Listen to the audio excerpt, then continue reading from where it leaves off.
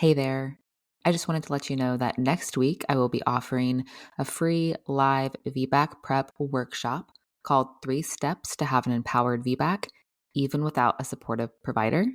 The 2 sessions will be on Wednesday, October 9th at 12 p.m. Eastern Standard Time.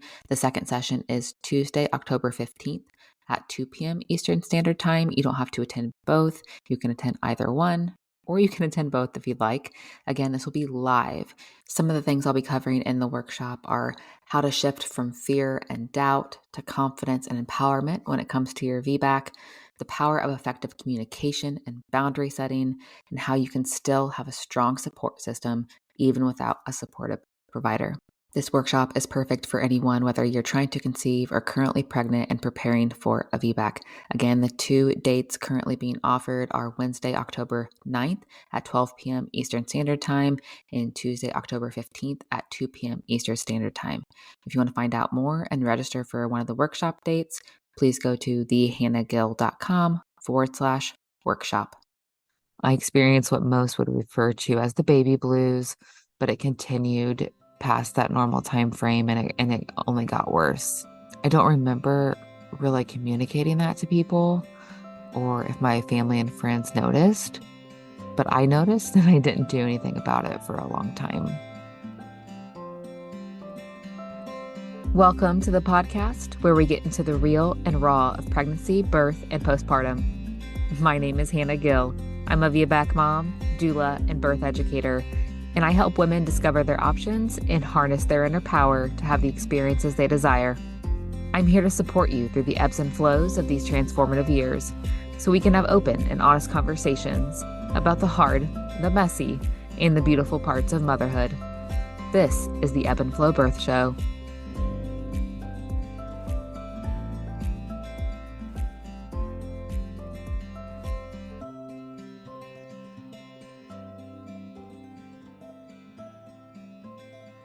Hey everyone, welcome back to the Ebb and Flow Birth Show.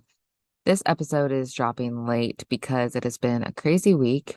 Most of you know that I also work a full-time job in addition to birth work and being a mom. And this week I had a Salesforce certification exam for those of you that know what Salesforce is. So again, this episode is releasing on Friday instead of Thursday. And now, of course, I am getting sick again and I have a scratchy throat and a cough. So please bear with me. I feel like it's an endless cycle of sickness in our family, constantly between our immediate family and then our parents as well, because they watch the kids. So it's just a hot mess half the time. But at this point, I don't expect any different. It's just our norm. For today's episode, I want to dive into my first postpartum journey after my C-section. As we all know, postpartum is freaking hard. And when you add birth trauma and postpartum mood disorders to the mix, it gets a whole lot harder to navigate. During my first pregnancy, I honestly didn't prepare much at all for postpartum, other than decorating the nursery, picking out baby clothes, and researching all the best baby gear like baby carriers and strollers, which seems to be the case for most first-time moms. Especially, we spend so much time preparing for pregnancy and birth, but really don't spend much time preparing for postpartum. And we're preparing, if we do prepare, we do so in preparing to take care of the baby and not ourselves and other family members. And now, after going through this process twice, I can confidently say that everyone should be preparing for postpartum just as much as they do pregnancy and birth, if not more. I actually made a post about this on Instagram the other day, and I've gotten a lot of feedback on it, and a lot of people seem to agree. But most of the moms I talk to say that they were completely unprepared and blindsided by postpartum. And I really want to work to help change that and make it more obvious that we should be preparing for postpartum just as much as pregnancy and birth. The most postpartum prep I personally did was basically taking a breastfeeding class, and I also attended a breastfeeding support group while I was still pregnant because I was so determined and motivated to breastfeed, especially because after my birth, I felt like, well, gosh, if my body failed and couldn't even birth my baby, how in the world is it going to be able to breastfeed my baby? So that was really the only postpartum prep I did, other than being semi-aware of the surface level aspects of postpartum. I really had no idea what to expect or to prepare for. And I definitely did not prepare for how postpartum could look after a C-section. Because again, if you listen to my birth story episode with my C-section, a C-section was not on my radar. So I wouldn't have prepared for it for postpartum if I wasn't even preparing for it for birth. So once I ended up with a C-section, and then on top of that, had a traumatic birth experience, everything I thought I knew about how postpartum was going to look just went out the window. The physical aspect of postpartum was extremely difficult for me. I had a very extreme amount of pain after my C-section, especially since I wasn't able to get up and move around and walk as quickly or as quickly as normal after a C-section. When I did finally get up to walk, the nurse I had, my postpartum nurse, was so rude and dismissive and impatient with me because of the pain that I was feeling and how much I was actually struggling to walk. She was almost annoyed, like, I don't understand why you're in so much pain, type of annoyed. And she was honestly one of the worst nurses I've ever had as far as being a patient somewhere. I could barely move. And even after being released to go home, I could barely move. So that whole postpartum experience in the hospital was not great. I did have some great nurses, but this nurse specifically, who I had, I believe, every day I was there, was just not good. And even when I was released to go home, on the car ride home, every turn and bump that we hit made it feel like my incision was just going to rip open. So physically, it was really hard.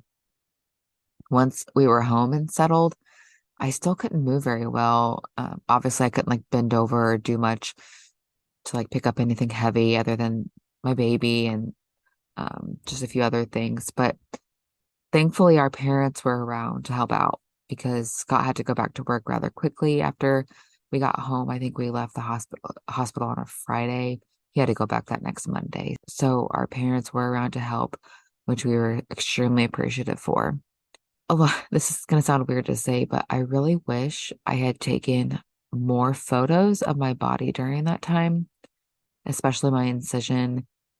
But I felt so much sadness and guilt and shame surrounding my C-section that I didn't even want to look at the body that I felt like failed me. Like I felt like my body failed. So I I was thinking about recording this episode, and I was going through my old photos just to see like how my body looked outside of clothing and how my incision looked. And I really don't have many photos at all. And it's really because of how I emotionally felt about my body at that time. And as far as like the physical healing, my incision actually healed up beautifully and I never had issues with it. I didn't have any infections and it didn't open up or anything like that. But I did have extreme pelvic and abdominal pain for a very long time. I was hesitant to do any form of physical activity like exercise other than walking because of how much pain I was having in my abdomen and my core and around my incision. And I also had intense pain with sex as well, no matter what we did to help the issue. So around 6 months postpartum, I finally went to see a pelvic floor therapist. And I'll just say it was a game changer. Before that, I had never heard of pelvic floor physical therapy, but I'm so happy that I went. And I now think that we should be educating women on this way before they even have children. After several months of working with my PT, she was absolutely amazing, by the way. All of my issues resolved, and I finally felt comfortable. Um, and again, I started to get my strength back by doing those exercises and gradually getting back into exercise and feeling strong enough to do so.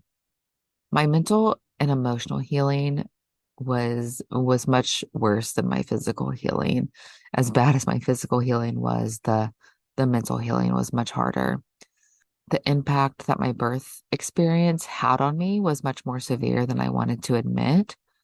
I experienced what most would refer to as the baby blues, but it continued past that normal time frame and it only got worse.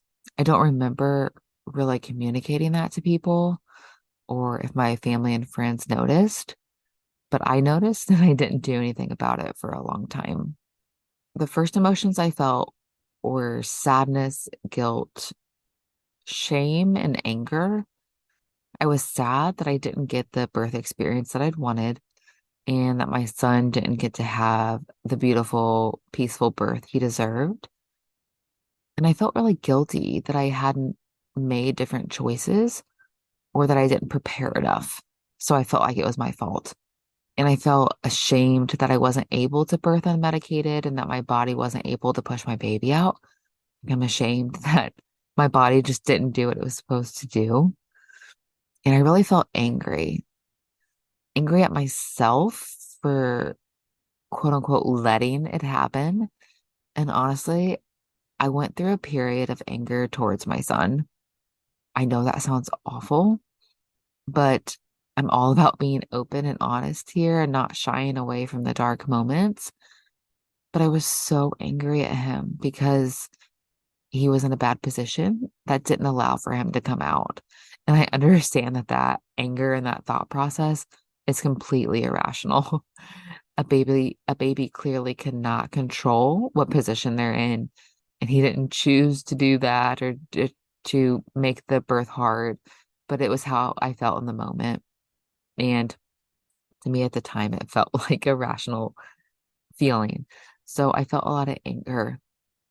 And then later, my emotions started to develop into PTSD, anxiety, and rage really bad. I would have really intense flashbacks and nightmares about my birth experience. I would wake up in a panic and just hold my son and cry. I would hear or see other people's birth stories, and my heart would start to race and I'd start to sweat and I'd feel really intense jealousy towards them because that's the birth that I wanted. Or if they also had a similar birth, I would feel very triggered by it, that they also had to go through a similar birth experience. And one thing I wasn't expecting, well, honestly, I wasn't expecting any of this, but one of the things I went through was the anxiety was so bad. I spent hours just staring at my son, making sure he was breathing. And I had so much anxiety about purchasing items for him, and I just couldn't make decisions about it. I literally spent hours on hours researching the right high chair for him. And I was so scared that if I made the wrong choice, that he was going to choke and die. Like I was convinced that if I did not get the right high chair, he would not be able to properly eat his food and he would choke, which again, irrational thoughts, intrusive thoughts that were not true, but they felt true at the time. I would also get extremely overstimulated and flustered.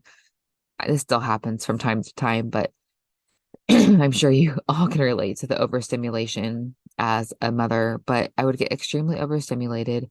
Like I was having a really bad hot flash, either when there was too much noise or my son was like really crying hard for a while. And I would get this built up energy and I'd have to walk away and like scream into a pillow or feel like I needed to hit or throw something. And there was one time I was in line at a drive-through and my son started crying really hard.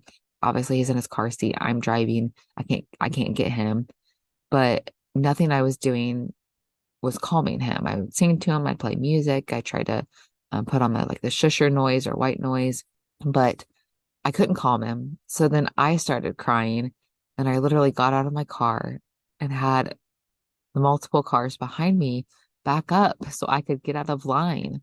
And then both my son and I just ugly cried the entire way home because I was just so overwhelmed by and overstimulated by him crying. And I was so sad because I couldn't help him. And he just kept crying that I started crying. And it was just a freaking mess, honestly. And another thing that the anxiety was triggered by was social media. So bad. And I'm sure many people can relate to this, even just not being a parent, like having social media be triggering to certain emotions. But I followed a lot of mom accounts, and that there were several that I followed that were dealing with terminally ill children that had like cancer, or they had recently lost a child, or they were widows, lost their husbands. And I was in a constant state of just thinking that my son or my husband were going to get sick or die. So around 6 months postpartum, I just completely got rid of all social media. Like I deleted all of my accounts, erased everything. And that was extremely helpful for me because I didn't have those constant reminders of like, look at all this bad stuff that could happen to you and your family. Um, so I did that for about 4 months of complete no social media, but then I started using it slowly after that just to like ease myself back into it once I was in a better headspace. And finally, around 5 months postpartum, I admitted to myself that, there's something wrong and I need help and support because this is just not getting better. It's only getting worse. And I started by just going to my OBGYN and discussing different options. And I decided to go to therapy, which for me, I know some people don't like therapy, some people swear by it. For me, it was very helpful having a completely unrelated person talk with me and go through my experience and just validate it. Really helped so much just to have my experience, my emotions, how I was feeling validated and acknowledged from someone that isn't my family or friends, that it's just they feel like they have to say certain things. But even with therapy, as helpful as that was, things were extremely difficult for me. So I chose to start taking medication. And I will say that medication helped to level my extremes and my fluctuations in emotion that I was feeling. So as far as that goes, it worked really well. But it worked so well that I literally had no emotion. I felt like I didn't feel anything. And I was just in a constant state of flat, no emotion. I didn't feel sad, but I also didn't feel happy. Um, it also affected things like in the sex department, which of course just continued to contribute to all of the problems. So ultimately, I decided to work with my doctor to stop taking the medication and work on a more holistic and natural approach, how I felt comfortable to help with my symptoms. I did continue therapy for a bit, but I started exercising more consistently. I stopped drinking caffeine and alcohol for a while, and I really just focused on some internal work and reflection and having to process my entire birth experience.